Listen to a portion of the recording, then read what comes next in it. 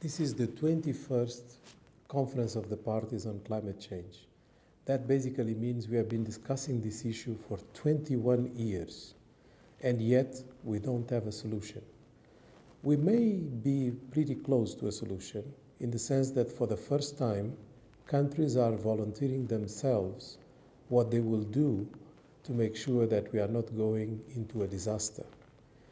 With all the declarations that have been made, and African countries have been at the forefront of declaring commitments, despite climate justice not being in their favor, we can be reassured that a lot is going to happen.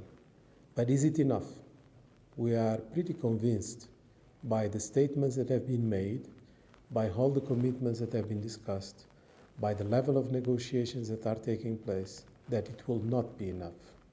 And it will not be enough because the consequences are already with us.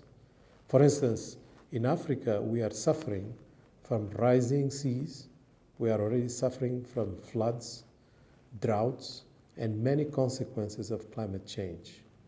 In fact, Africa is posted to be the continent suffering the most, despite the fact that it is emitting the least.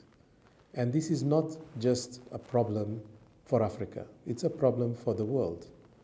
We are 1 billion right now. We are going to be 2 by 2050. There is no way we are going to have standards of living that are accommodating so many people entering the job market, our cities that are going to grow like never before in the history of humanity, without being able to industrialize.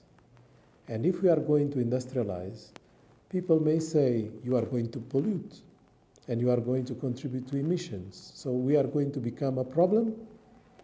No. You can industrialize differently.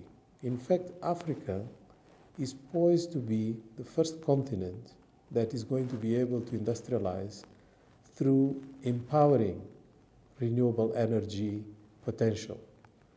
Our energy potential on renewables is the best in the world, which basically gives us a ticket for green industrialization, a ticket that will allow Africa to do it differently from all the others before.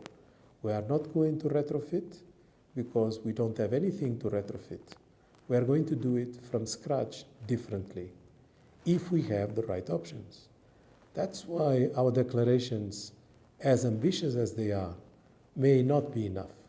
We need the political determination that is going to make this change possible, that will poise Africa to be the different continent, the one that respects the climate, the one that will not just suffer from climate injustice, but the one that is going to be showing the way, not as a residual receiver of funds that others may give, but as part of the solution for the future of humanity.